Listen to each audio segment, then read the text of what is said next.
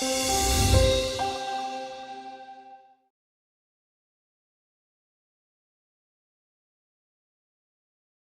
good afternoon and welcome to the post-lunch session.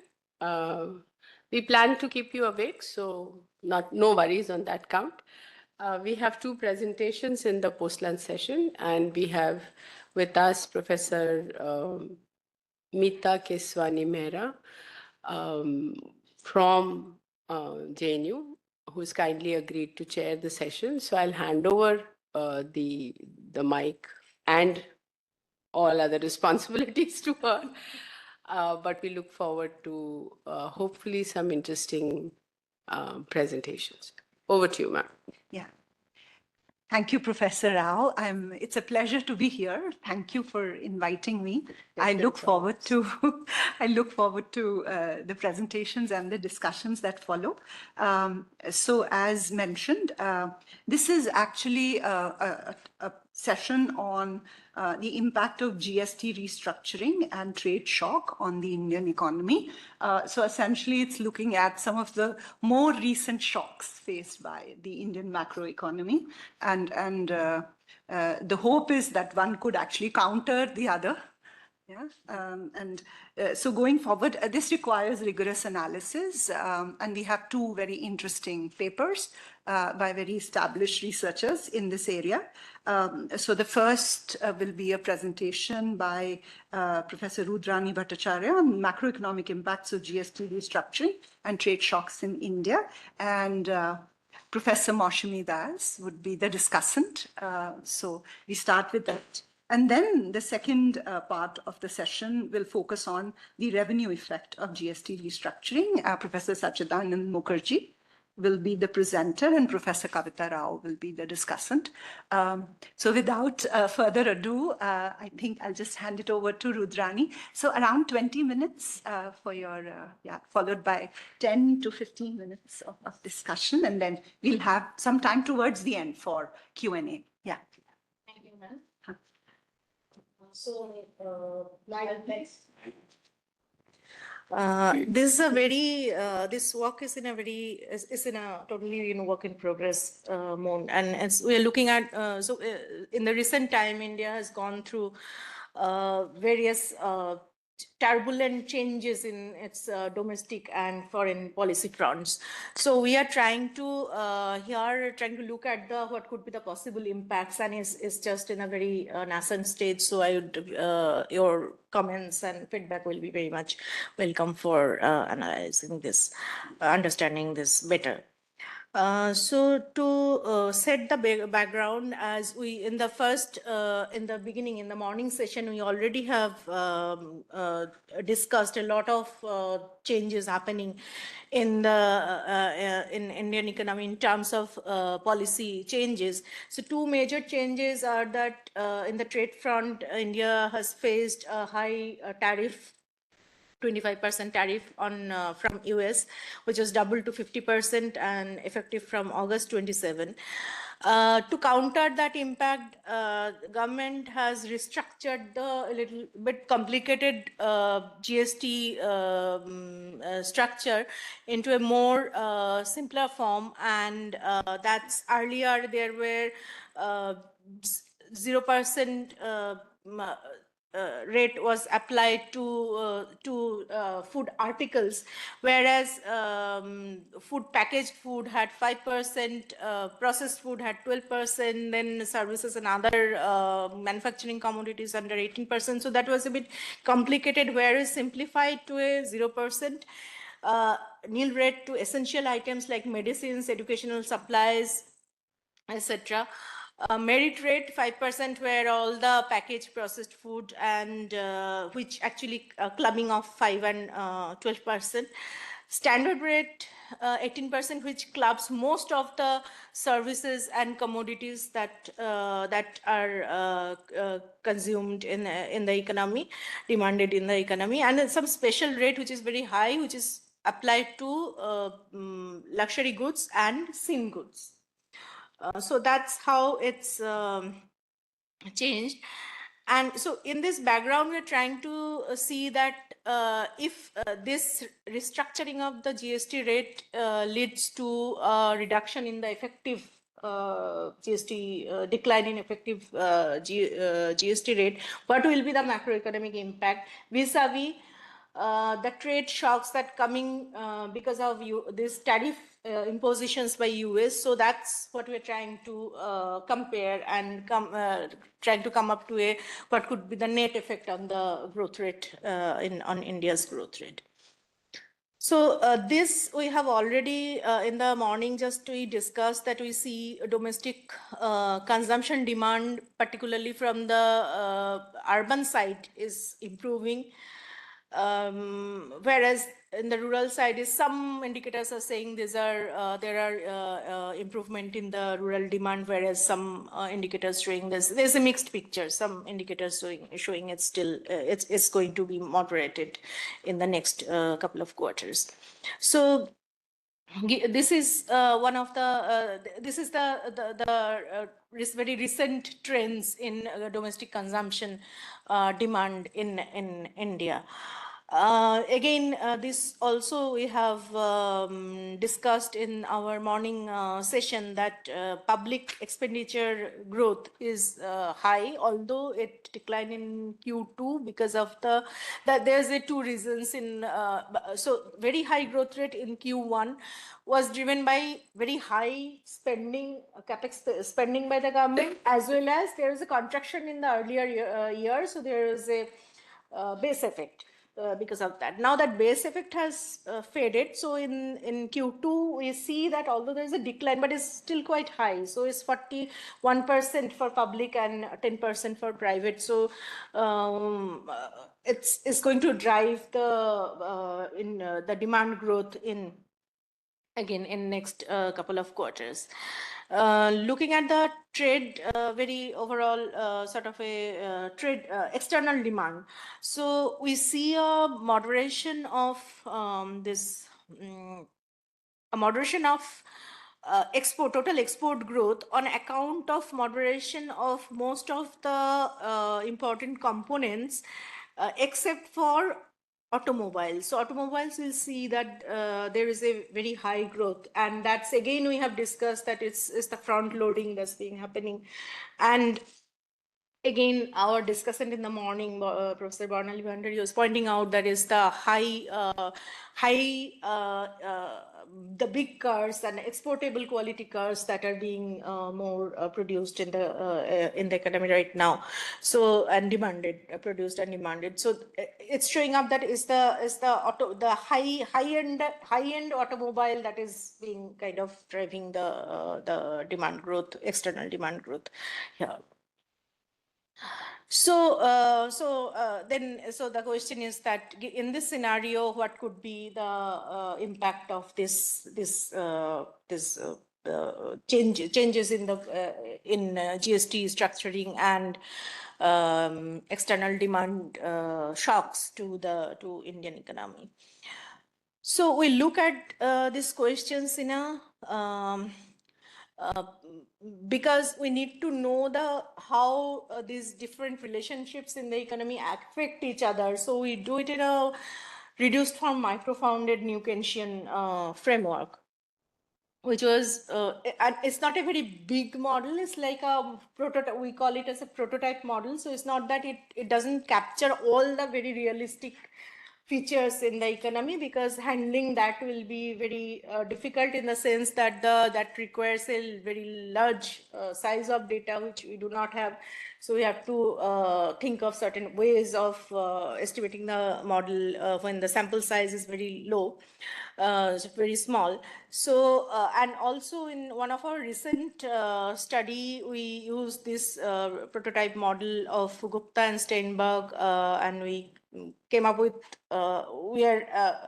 in one of our study we're looking at that how the COVID shock and the Ukraine war shock has changed the inflation dynamics. So we kind of use that same framework. But we update this framework with the consumption tax to look into the impact of GST rate. and the government budget constraint to understand what's the fiscal impact of these policy changes. So it's a small open economy again, which means that India cannot influence the prices, the global prices. Again, we have seen that from the morning session that India has very low leverage with US, that our presenters were pointing to. So here, so it's a small open economy. Household consumes, saves, and saves in one internationally traded bond, and supplies unit of labor to the production unit. And there is a production unit is defined by farms. There is real exchange rate dynamics driven by UIP. I'll explain as I'll go through. Government borrows to finance gap between revenue and spending and debt servicing. And tax finance public spending used as an input in the production. And so there are goods clearing gives us the current account dynamics and the dynamics of foreign assets. There is a central banks that determines the interest rate in the economy by responding to what's the macroeconomic scenario, how the activities are going on, and on the inflation scenario. And then foreign bloc, where the external demand is coming up. These are as we are small open economy, so here we assume that they just driven by exogenous shock when we are trying to look at from our point of view. So that's how the basic structure of the model. Just I'm touching upon on one. So it's a reduced form. I'll come to the reduced form relationships in a minute. But to highlight one thing is that in this kind of model, saving is not determined by an exogenous rate. It's a intertemporal budget, intertemporal optimization of the households that actually determines the current consumption and future consumption, which is determined by savings. So so that's how so here the utility, so it maximizes utility, which is determined, which is a function of total consumption, and there is a risk aversion of the household, which so is a constant risk aversion utility function, and is subject to the the budget constraint, where it is the amount it has to spend on consumption plus its savings on the bond, and that is financed by its income. Since in the model we have only labor as the input, so it's only the labor income and the its income from its savings in the bond. So that finances its spending and current savings. And here the total consumption is a combination of domestic consumption of domestic goods and consumption of foreign goods. So this is the standard kind of assumptions that are there in this kind of structural models.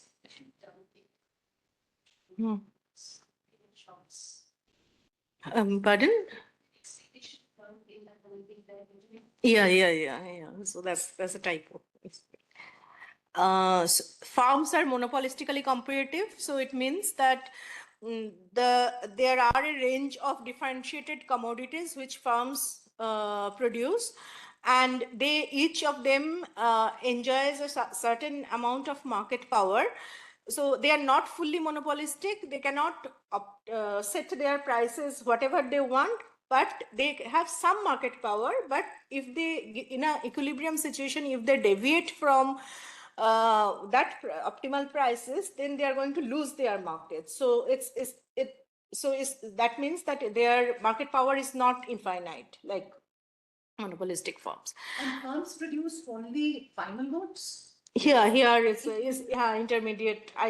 It can be later, it can be updated with all this, but is for the time being is the final goods.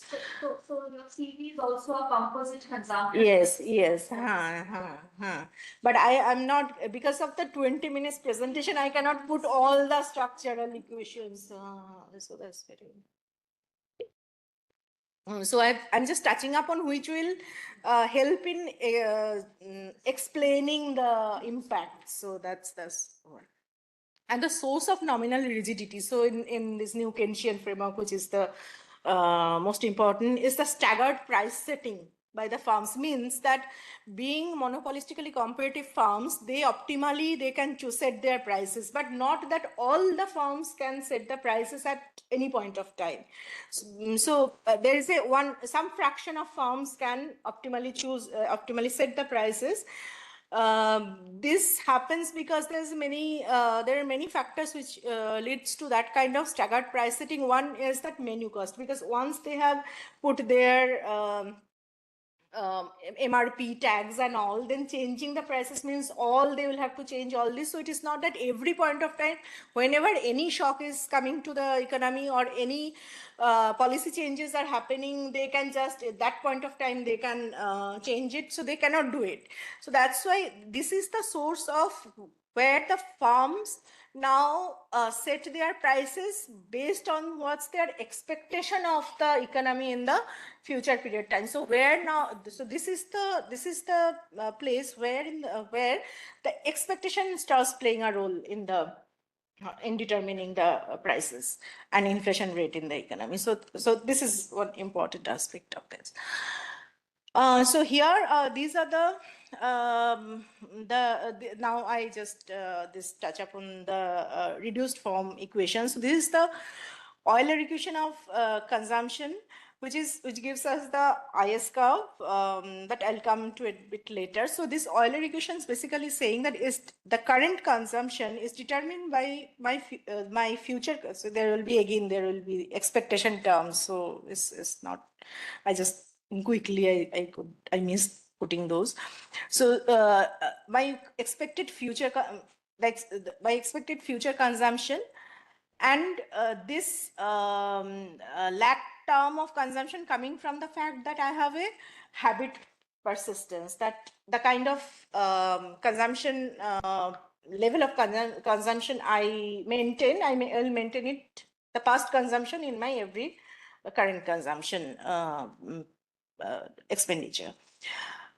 So it says that it basically says that when my current consumption will negatively depend on the interest rate, because when I see there is a rise in interest rate, I know that if I save, I'll get a higher income in the next period, which will give me a higher consumption in the next period, which will give me higher utility in the next period, and I'll just balance that with my foregoing my current consumption. So when that two things match is the standard Euler Euler equation argument.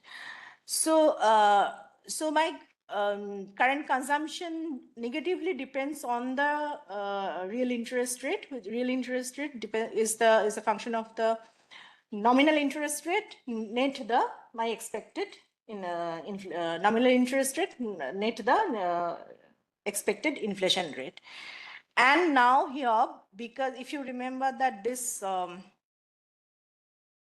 this budget equation, when I combine this maximizing utility subject to this budget, now I have because there is the GST rate term, the consumption tax term here, I get a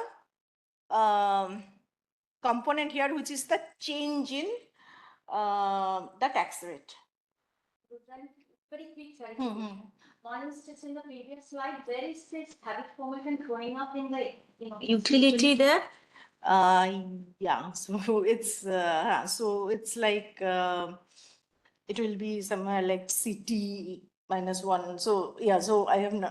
So that has to go in there. Yeah. The other question is that is the implicit assumption here is that the GST is affecting the consumers, so it doesn't show up in your monopolistic competitive firm? No, because if that I have planned to do it for, I'll introduce intermediate commodities and then. Right now, it's like Right a now it's the consumption tax. It's consumption not a tax. It's not a producer's tax. producer's So tax. I'll come back to that later, but I just wanted to clarify. Yeah, as I said, it's a prototype model. It's Yeah, not I like know. all the Yeah, yeah. realistic features that I could put it in such a short period of time. Yeah. My home New Keynesian Phillips curve is a function of my expectation about the future inflation rate, and also the past is overall for the economy, because some of the producers have adaptive expectation, whereas some have the rational expectation. So there's that's why it depends on both, and the marginal cost of the economy. So you exogenously determine how many actually follow adaptive? So this is the delta H is the that's it. So these are actually the structural parameters. Again, I have not estimated I'll come to it, full structural parameter model, full structural estimation of the model. These are the standard Calvo price. Exactly. So that's, but you don't, you adapt it from there. And NK Phillips curve for the imported goods also have similar.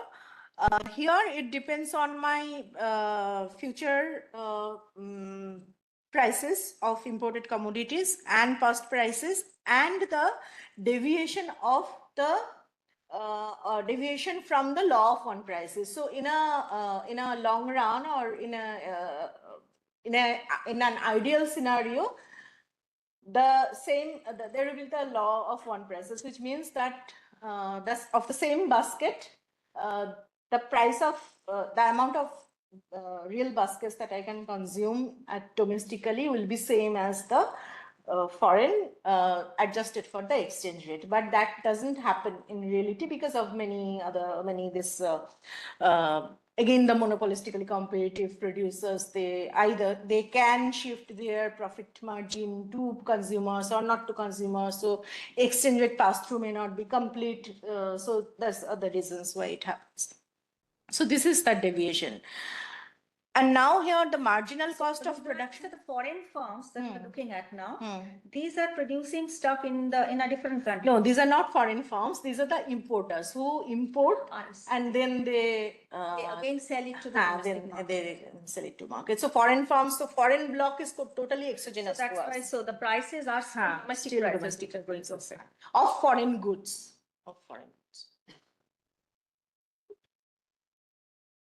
So now marginal cost is a combination of my cost of production for the domestically produced goods, which is there's a one-to-one relation with the demand pressure in the economy captured by the output gap, and by the terms of trade. This is for the imported goods component. So higher the terms of trade, so higher is my price compared to the foreign price, I'll have my cost is higher. So that's how it's so total marginal cost is a combination of the domestic production cost and the terms of trade, which is the difference between the foreign price and the law of price impacts ST? It will.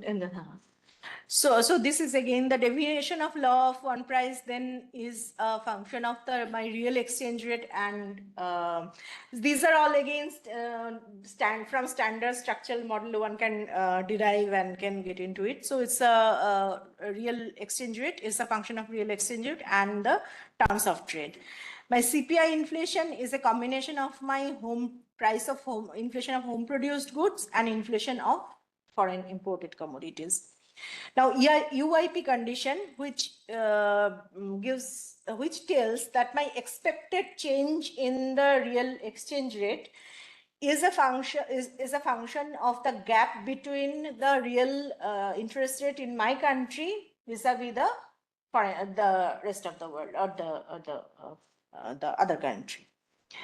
And the terms of trade varies using a dynamics like it's the change in terms of trade is the difference between my foreign, between the inflation rate in the foreign commodities and the home commodities. Now, production technology, since it's determined by the unit labor, so here, and as I said that it's in the basic structure, it's depends on the tax financed public spending.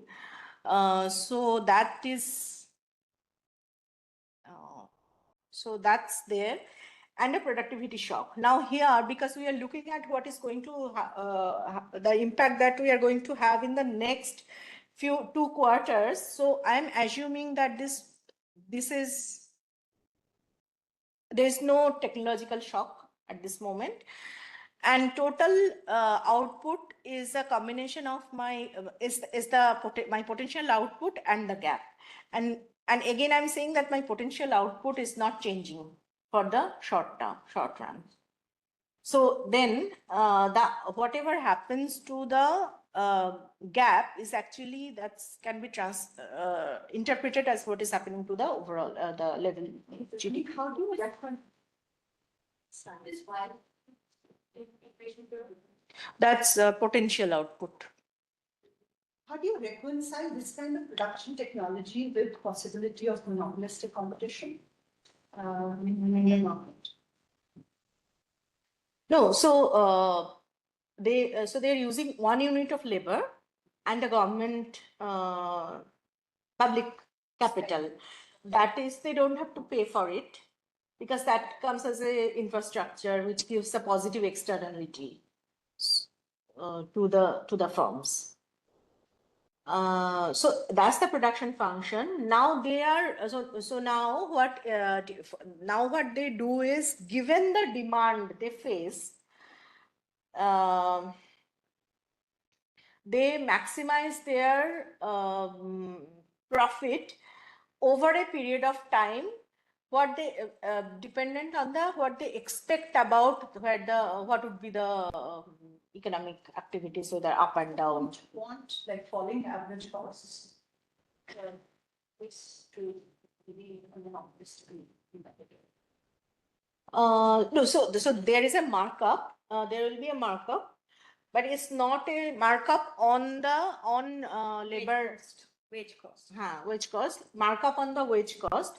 But that markup is not fixed like a normal when a firm every period of time they maximize profit, because since the firms know that they cannot change the prices at any point of time, so when they are now maximizing profit, they are maximizing profit over a period of time. So now, like the consumers, now the firms also doing a intertemporal maximization of profit.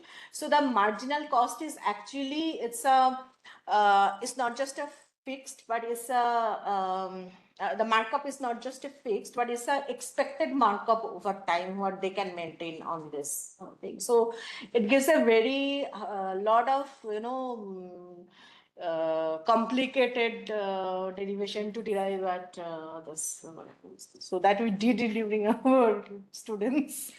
Just to understand then, Rudrani, in this structure, broad structure, so let's say the tax is imposed on the households, and then it's tax is on households, and that's flowing back to the farms as infrastructure input. Yes. You are expected to see infrastructure input is contributing to your whatever output and effort. So you are going to see a negative relationship between a higher tax and a price charged by a firm. Are you going to see, because the tax is going to them as higher, their productivity goes up, right? So are they going to reduce their price at all? That so that sort of reverses the direction in some sense, by imposing it on the households. Rather it will increase their productivity. Yeah. So then that they're supposed to probably reduce their price. I mean, that's something to keep in mind, that might reverse the usual linkage of GST to the price effect. Yeah. So then we have the goods market clearing, because now since a part of it is now exported, so the goods market is that what is produced in the economy is actually a part of it is consumed domestically, part of it is consumed by the foreign. The external is represented by the external demand, and whatever is not produced in the economy but consumed by the domestic consumers, that is being that is captured by the imports, which is a function of the terms of trade and the real exchange rate movement.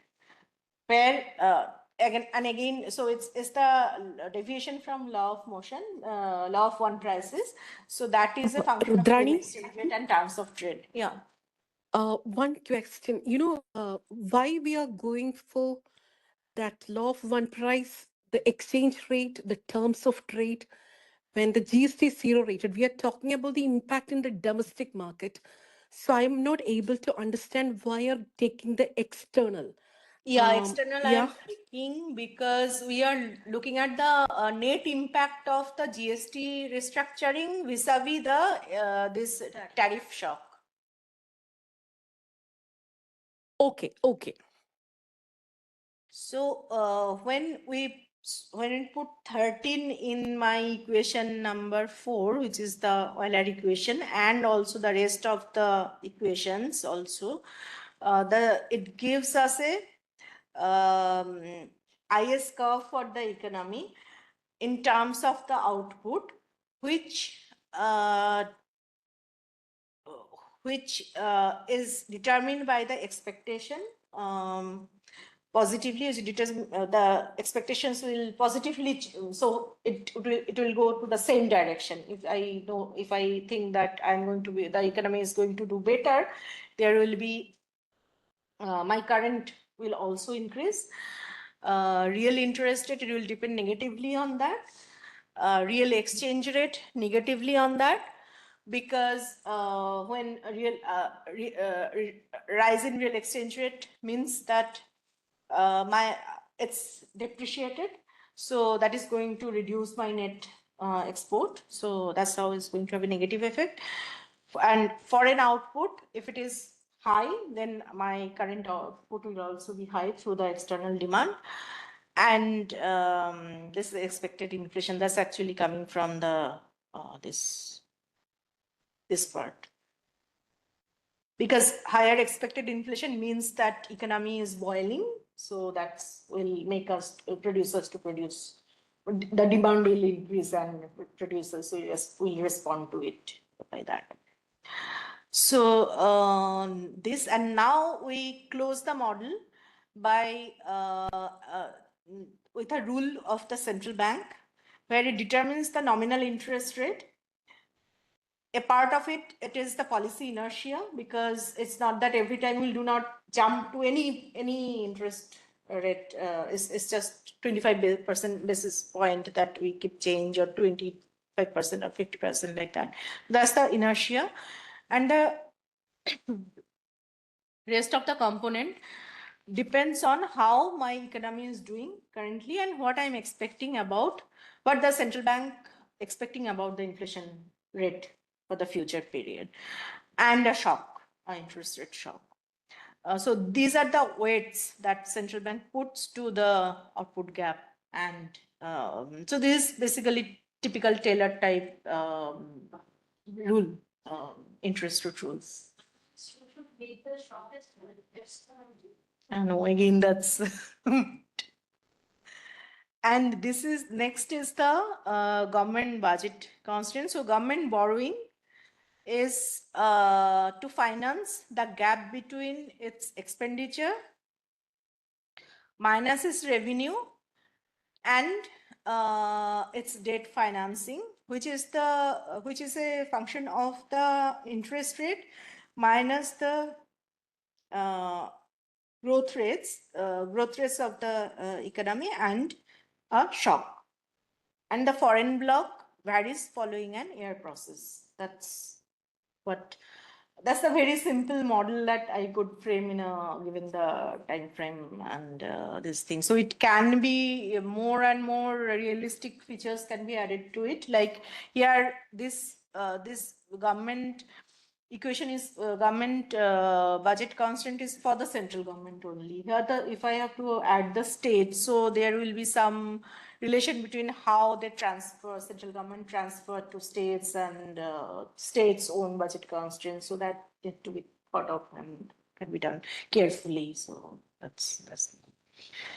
So again, now the estimation strategy. So now again, I am having the challenge that it's a lot of variables and since a lot of parameters to be estimated, but my GST rates are available from July 2017.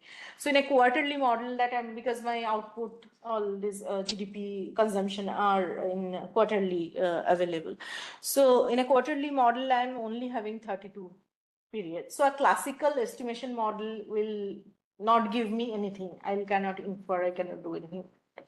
So what we do is a Bayesian VAR estimation. So what the Bayesian VAR does is it takes the parameters, considers parameters also of like a variable, where starting from a prior about the parameters and with the informed likelihood from the data that is supplied, it will the priors move towards the posterior and gives the more parsimonious picture about the structure of the model. So that's what I'm doing. So the advantages is giving that one is that the short sample problem that an over parameterization issues that can be dealt with this, and you in a classical model you need those uh, the classical inferences that whether it's a 95% confidence band, whether it's that or not, so that you don't have to bother, because what it does is it uses a sampler where it generates a huge number of samples. Like now for this, when I estimated, it's like 800 samples it generated. To give us and from that samples, it give us an information regarding the parameters that I estimate. So the impacts that I am getting is the median impact out of 800 samples generated. It's not just a one sample from where I'm getting the information. So so that sampler gives me like a it allows me to from 800 samples, it allows, so it helps me to generate 800 samples from where I can get an idea about what could be the posterior, what could be the parsimonious relations, parsimonious values of the parameters. So that's it. And then I can, using that, I can do some impulse responses to look at the impact and forecast error variance decomposition. We can do predict also, but here I just looked at the impacts, the shock transmission and all. So what I'm again and again putting my emphasis that I have not estimated the full structural parameter estimation. Like here, if you see this gamma h, which is the habit persistence in the utility function, that I have not done.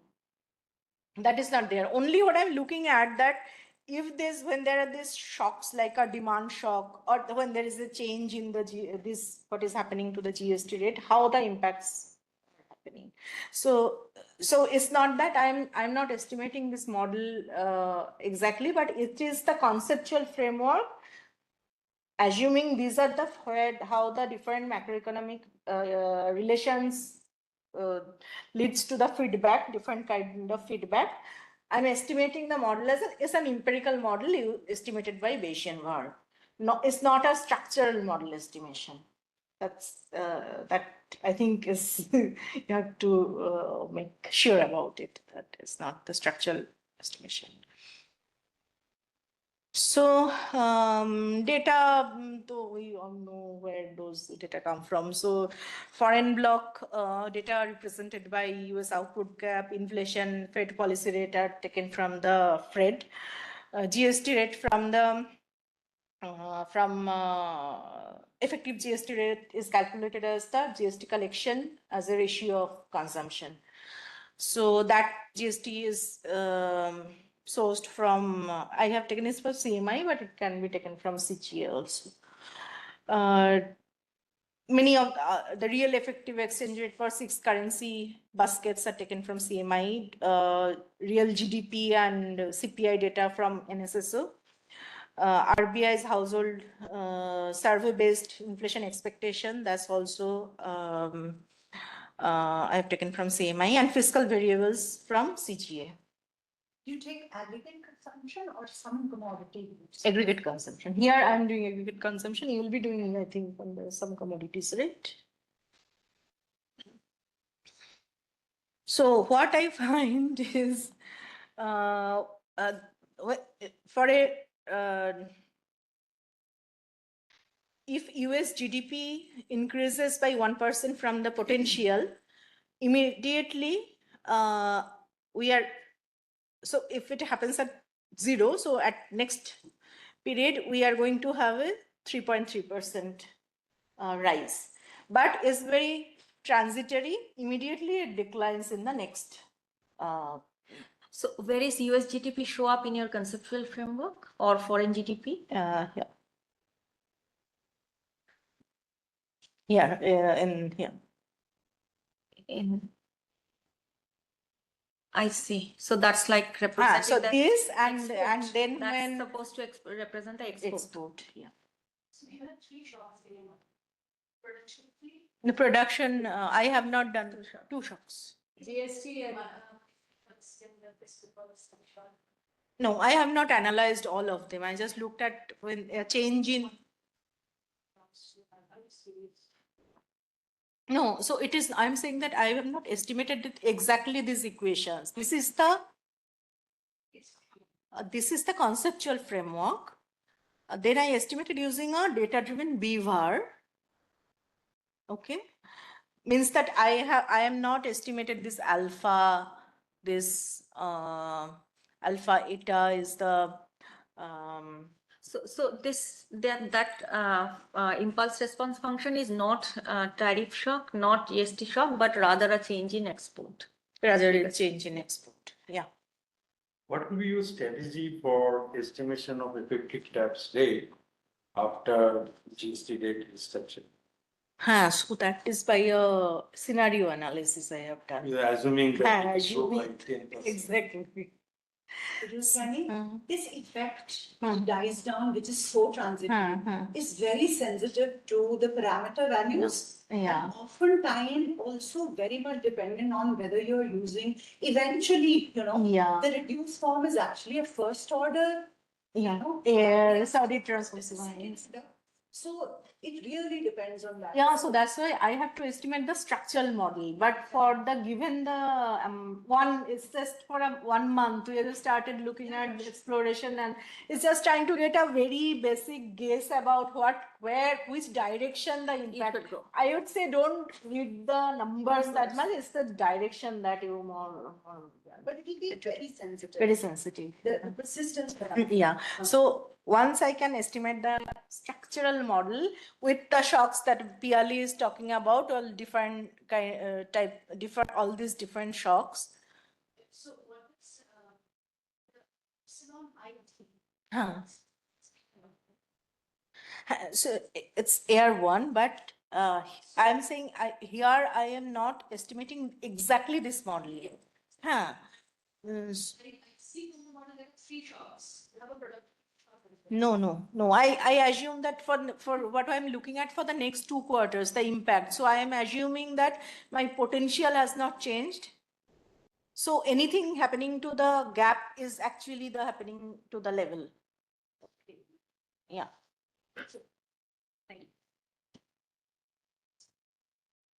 So what I'm saying, so these are the feedback. Now let me, I'll before use the board. this is the feedback. So now, clearly, so Yeah. now I'm doing a fiction bar where my foreign block at the top. So it is the exogenous. And so it does not, this depends on my domestic block, but domestic block doesn't. Right. Okay. Yes, the bar, the system. So in the domestic, first I have, I think I have GST. Right. Okay. Then, first GST, then consumption, then output, then inflation, then revenue, revenue to GDP. Right. Then expenditure to GDP and borrowing. That's the, so again, I'm not saying I have not estimated the full structure because I don't have that many data. I don't have a, I'm not using the MATLAB here to estimate the entire structural model.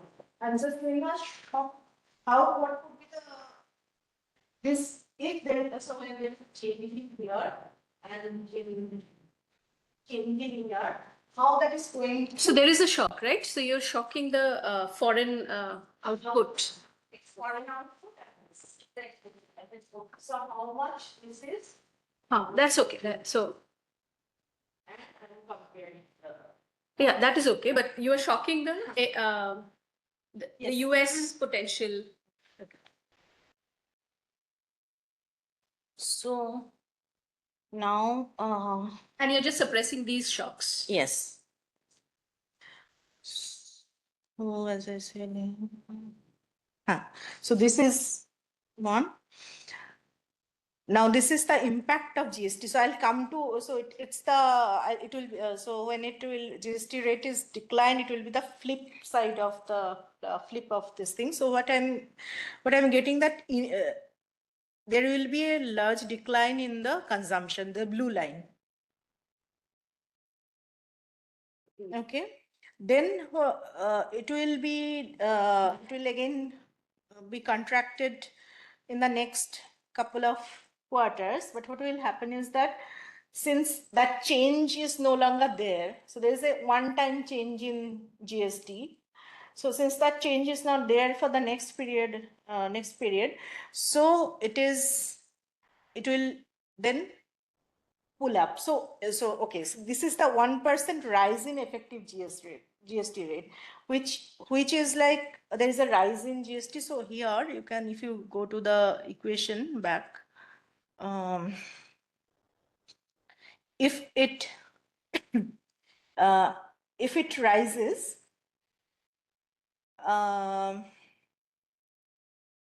yeah, so when so it's like when I'm anticipating that it's because you see it's the tau t plus 1 and there would be an expected tau. So I'm anticipating in the next period GST rate going to increase. So I am going to increase my current consumption. It's like front loading again. Okay. So I'm doing the front loading. So that is happening in period 0, but now in period 1, sorry, no, yeah.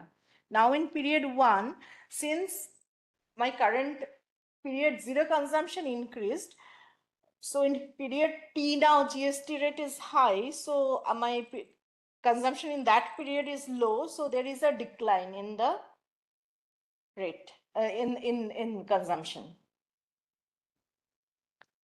Means suppose at 0, at point 0. So I'm okay. So suppose that I know that T plus 1. The Euler equation being similarly there is no feedback from the production system in terms of higher revenues, and therefore that being passed on to the producers in the form of a public good, so lower cost, lower prices, and therefore boosting consumption. I mean, clearly, You know, what do you call that? you have all that. No, so GST will translate into a productivity through investment. yes. Firm side effect, Hmm. and which will feed into presumably through income or something for the consumer goods. So, Or prices, I don't know, might be prices, but there could be an additional second. Second order. yeah, but those second orders are coming out to be very low. Very low. So this is purely just the consumption. Huh.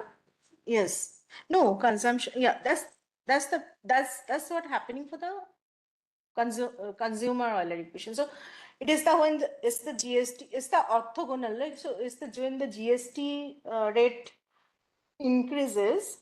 So it is suppose that there is a increase in GST rate. Now let me come to it.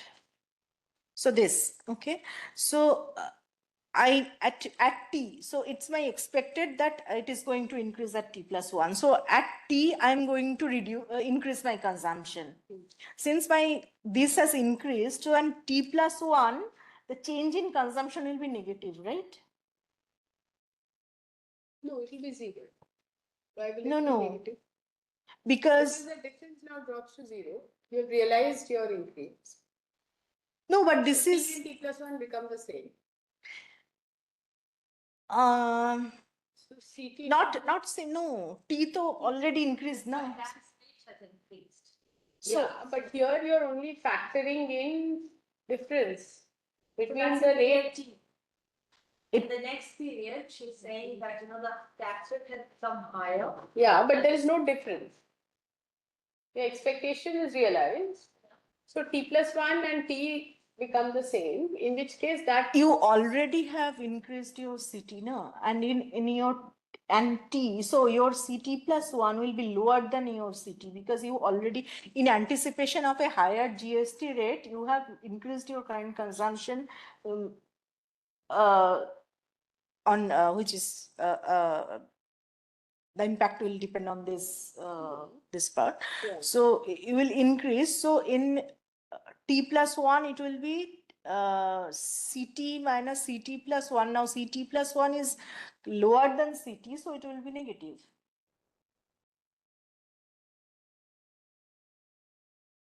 expected CT plus 1. And we don't have a, Because you are front loading your consumption. So next period, CT will, it will be lower. Compared to today, it will be lower. But that's still, the question that Rita was asking, it's that that's only the tau effect, presumably the tau effect will flow into your second price effect somewhere in a generic, where you have the production story, but maybe that's the difference. Yes. Long again picks up, right? There is Yeah, in the long run, though, it is it's all in short. It is in the short run. So it's this kind of models are always for the short. But I'm saying it's even in the short run, it's boosting, right? Hmm. It just sort of. so your increase in the graph, that we're showing, it goes down for 2 periods. Yeah, For 2 yeah, periods, and then yeah. That happens because now data is doing the it's estimated on the real. It's not the model just simulated based on this thing. So real. So they are because of this certain. So when you look at the what is the impact of interest rate on say inflation? Yeah, immediately. So your model will say there will be some immediate effect and all. But in reality, in the data, because of many the frictions and all, it will. It is there for some the impulse responses because impulse responses are these are dynamic impulse responses. So this the one time there is a jump, then in the next period it is going to affect the other variables and then other variables will feedback to it. So those feedback loops will work and that's why for some period of time it will go. And then what I am getting is that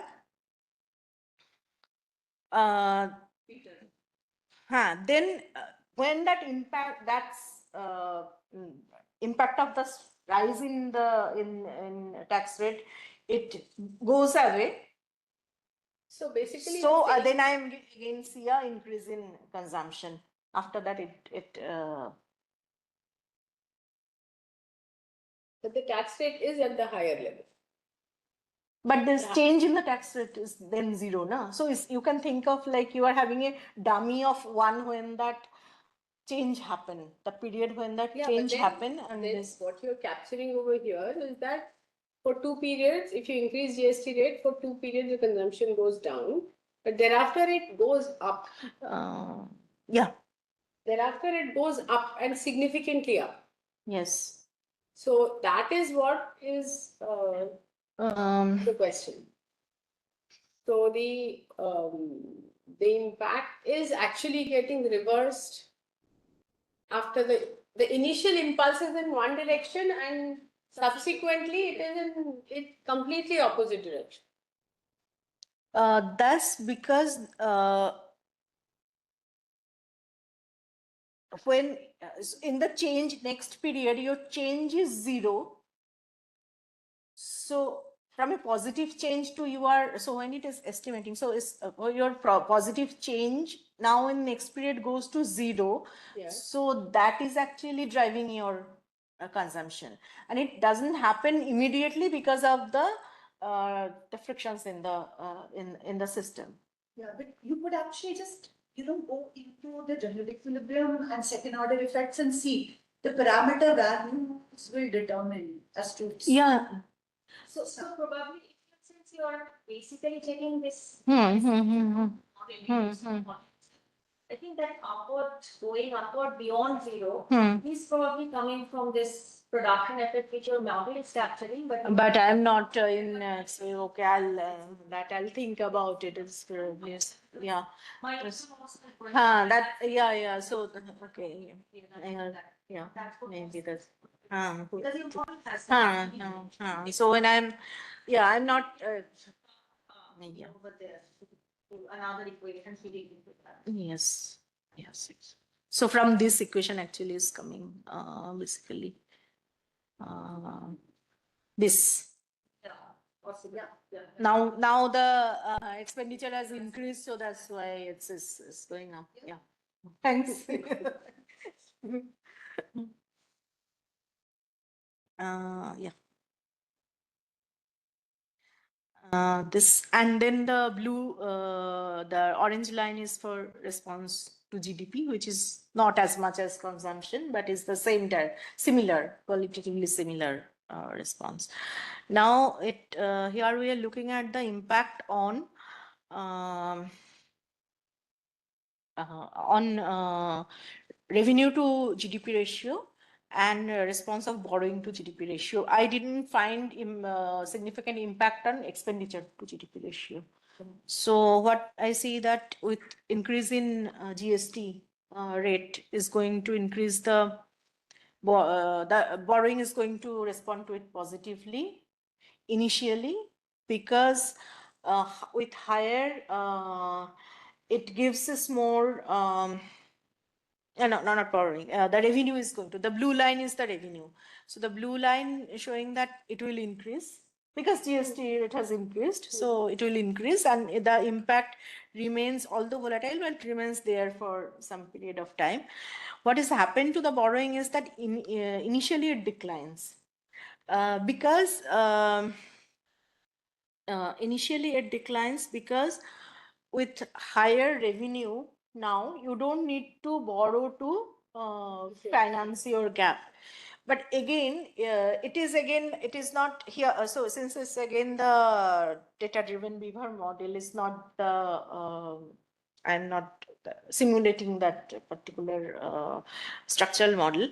So again when there is higher revenue, government can increase the borrowing because it has now more room to debt financing. So if that ma'am can give if my logics are correct or not. So yeah. Change has some meaning, right? Mm-hmm. But there is also a permanent change in the level of the GST. And that, whether it is not a body for the tax rate is now higher, the GST rate is higher. So you had an expectation of that they increase, but after that they will reduce because the tax rate is now higher. Where is that getting back to it? And I would say the same thing now when we're talking about modeling. One is an expectation effect, but then there's a effect also the fact that rate is now permanently at a different level. That also has to be captured now. Yeah, so maybe then that will more long run model. So it's like a more. Whatever norms for everyone, say 2 years. Hmm. You had an expectation, thinking it will work there, control consumption coming. Mm-hmm. Next year, I'm now also facing a higher tax rate. So I will reduce my consumption. No? Anyway, I think to answer the question, that's exactly what came up in the discussion, that I think our explanation is missing On the feedback mechanism. that higher GDP. Yeah. Way to finance productivity in the firms. And that's when she's looking at the explanation. so indirect effect of the higher tax rate on revenue and then on what, I think what is the circuit that leading to this higher level of consumption, higher tax? Okay, so this. I think there are two things. I don't think the higher tax rate, I don't see how it's getting factored in. Yeah, that's my point. Yeah. I think So I agree with you. I didn't see it, so maybe we should look at it closely. But what Moshmi was pointing out, which is there in the model, is if there is higher revenue, then there is higher. direct effect. Yeah, I can see. yeah. So that higher tax rate. Higher itself- tax rate is going to immediately reduce the consumption, but later, since the so I am not talking about reduction of GST rate. This is just so that when I'll explain the scenarios, I'll do it. So that will be the flip side of the story. This is what with this. Rudrani, this question is very straightforward. There's 1% increase in GST rate. When you're talking about the point at which the change is happening, your expectation about the change, etc., front loading is all fine.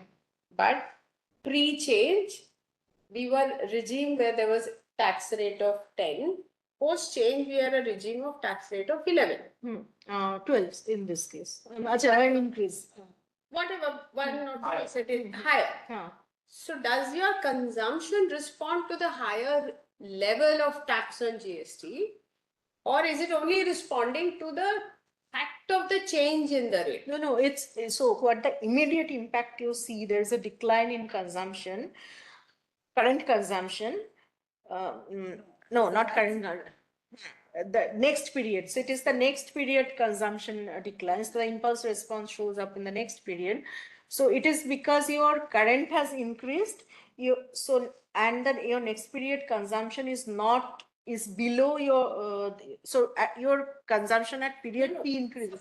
So at T plus 1, everything that is related to the change, your expectation front loading part, that element, if I throw out of the window, then pre-change, post-change, will your consumption levels be different? That's the question.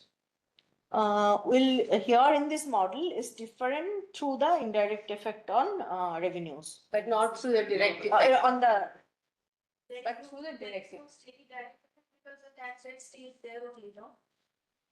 yeah, so for that.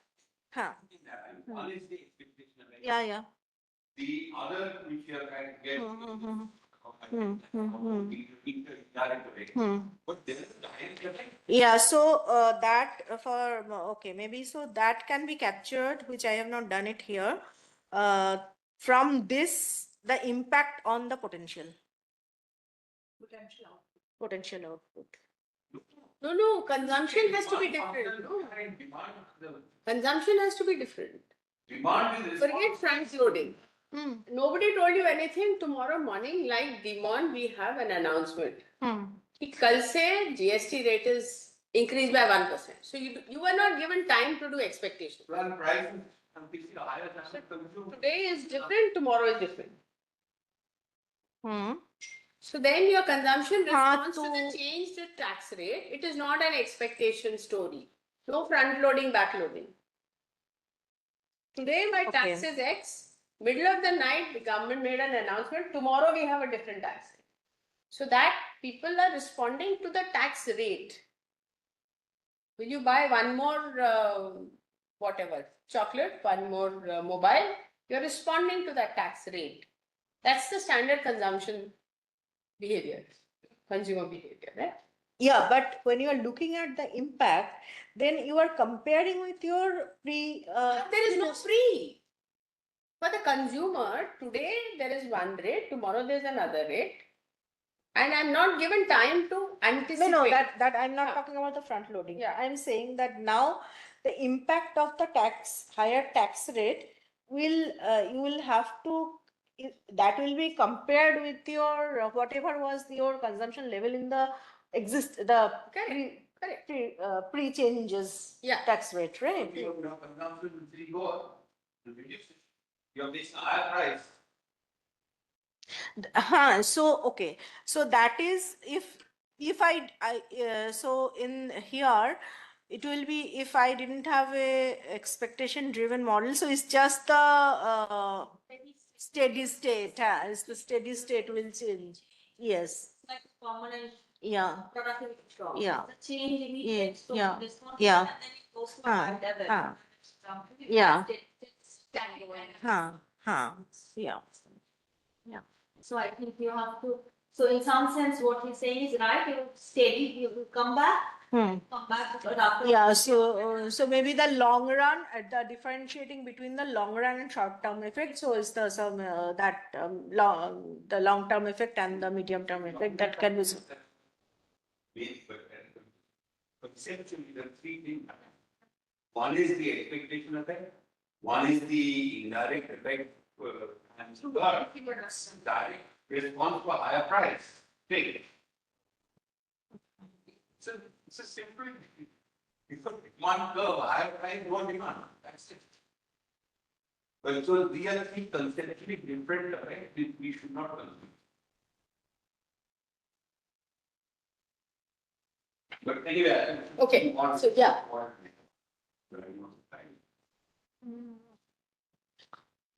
Let's look at some of your results and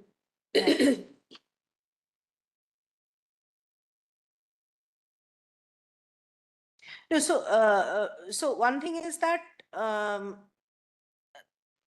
Yeah. it will probably have something to do with tau t plus 1 minus tau t.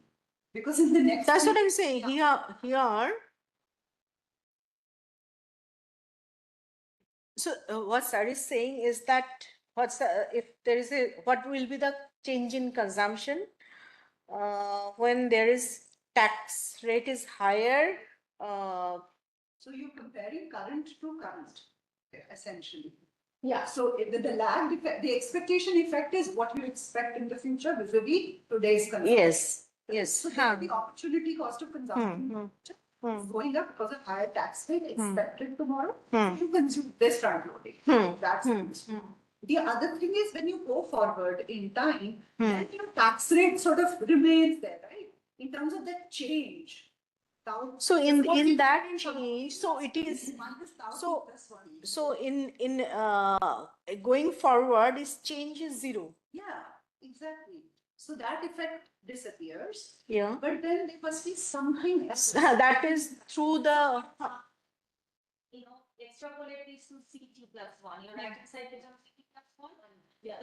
T plus 2. So and this. Swapping CT plus 2 because Yeah. the level has gone. Acha. But it's going up in a dynamic effect of a level difference. So that is, I'm not. This is not what I'm not showing that level effect. Yeah. The short term impact. Yeah. Exactly. And I guess one is expecting conceptually perhaps that to be the larger one and this to be the transient. The expectation. The expectation one is a transient impact. And the level, Right? So that's what you are actually aiming for. Because it's a permanent policy change. Right? But in actual policy context, there's a huge difference. That I'll come to it.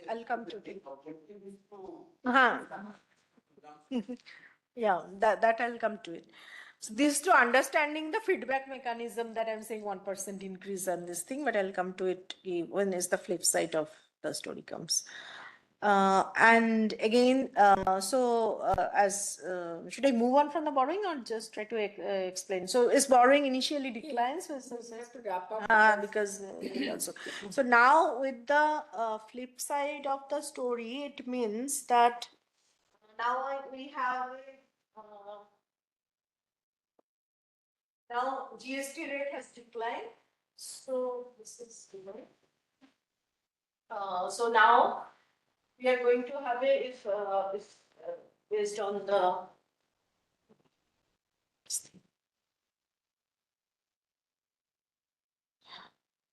GST rate has gone down. So now, assuming that there is 1% effective rate of GST, that it declines by 1%. So now we are going to have this is the flip side, is the consumption, and then output going down. Yes. And these are the so these are the It will converge to zero, right?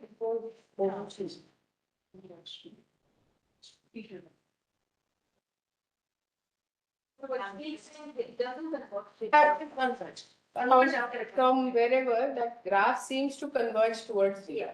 already pull up and then converge. And then also these are the next this is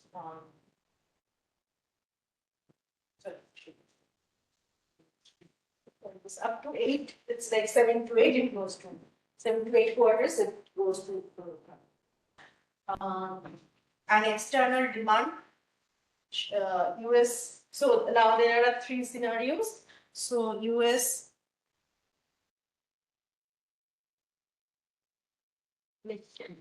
output gap increases by 1%. In that case, we are going to have a no, that's fine. I'm just pattern of the impulses. I'm trying to get back. It goes up straight and then falls. And falls. So it goes up. This. If there is 1% rise, if there is 1% decline, then it's like this. And if it's not, then there's no impulses. So based on these effects, and whether this or zero, this is what we have presented in the morning, that these are under 3 scenarios. This compared to the baseline, we can have a 8.8% rate for 25-26 or 6% GDP growth for in a pessimistic view when US output declines by 1% from the potential 6%, and the effect, or if US output is near the remains near the potential, then 7.4%. This is first year effect. This is first. So quarter, this is first period. So it's 2 average of the 2 quarters. 2 quarters. So H2 for based on, so that gives me the graph, H2. it is the first 2 periods you have marked out in your. So the upswing of no, I have the not downswing of consumption has not happened for GST, as per your. Because that is scenario will change. So I just for next 2 quarters I'm just saying. To understand. From that So graph at this number. So in that graph, this is based on this first 2 quarters, not all of this. So the upswing, Upswings we have not. the flip side, the downswing, the downturn you are not catching. Okay. The upstream, now we're looking at the external thing. Global GDP has gone up. Global GDP. So if global. Our exports have gone up. That's a positive. That is 8.8. That is there. That gives you 8.8%. That gives 8.8. 7.1. Yeah. And Rudrani, here one clarification, are you also having, capturing impacts on the nominal, exchange rate? All that is also subsumed. I have not put all the, because it's there. It's like for expenditure, we didn't find there's the GST rate doesn't expenditure to GDP ratio is not very much responsive to changes in GST. All of your shock they die out, right? They die out. So are you, so you're all of the Markov chains through which you use, transition matrices and you estimate parameters, you ensure that, how do you ensure that regularity conditions are met? So you're always, on the, like, it's a convergence. It is no, it is because of this type of these models which are always looks at the short to medium term, which is a deviation from your long run. So that's how it always. So it does not. So it's not the. It doesn't show the long run effect. It just captures the short run. It's dying down, right? So it must be having something to do so with the configuration of parameters. So it's like you think of if you estimate a normal classical var model, if that's stable, if there is no non-stationarity there, so you'll always find a constant. So in here, I do not have to, when I am using Bayesian, I do not have to check for the stationarity because in that 800 samples, because from there I'm getting the median. So it doesn't require that whether the one variable is non-stationary or it doesn't depend on that. It's really more personal. It picks up the schedule portion of the. Stability, yeah. Oh, my turn. Your turn. Okay. Rudra.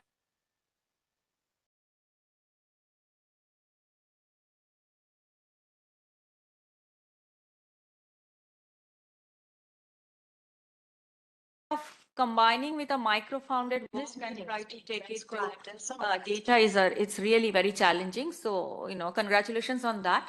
Having said that, a few things about your conceptual framework and trying to relate it to the, real scenario, because we are, I think as Dr. Mandal said, the idea is that why are we doing this? We are trying to do this because of precisely the thing that says in your title, you try to see the macroeconomic impact of GST, you want to see the macroeconomic impact of tariffs, right? So when you're taking it back to your model and then, again, estimate or whatever, try to get a quantity figure, I think that's where a bit of a disconnect, and maybe you can think about it when you alter the conceptual framework. One is that when I think about GST, what it impacts, and I'm thinking about a monopolistic competition framework, do I necessarily think of it as a consumption tax, or should I think about it as a tax which is impacting the producers, changing their prices, and that in turn coming back to me as a as a consumer? So, and I think since you are looking at a monopolistic competition, it's very easy to do for you to do that instead of introducing the GST, or maybe do both, but the GST to the price of the monopolistic competition, and then that will show up in the price effect for the consumer and your Euler equation also. But that's probably a more to be honest, I tried it. Yeah. But I couldn't. It will become a mess, yeah. But since you are eventually, sort of taking the reduced form. I mean, I'm not also just only this kind of beaver is like to get what you were saying, that the permanent, like it will be a one-time level change, but it will not be if you look at the consumption growth, then it will not, Yeah. I'm talking about the level. Yeah, so there'll be there should new steady state, and somehow that conceptually that also would be useful to see that there is a structural model estimation will allow me to all this. Yeah, but even in the reduced form, I mean, I think instead of having one sort of tax parameter in the Euler equation, if just the way you have a Calvo pricing, right? So some people are changing their prices in response to the GST, maybe some people are not. So in a way, there will be an impact on Euler equation, but now not directly through that channel, but indirectly through the price channel. And that's something that probably you should, that might be a realistic way to, think about when you're thinking about GST. The other one is that, so the tariffs, I didn't understand where the tariff shock was entering into your even your framework. So it's in the imports. real effective exchange rate.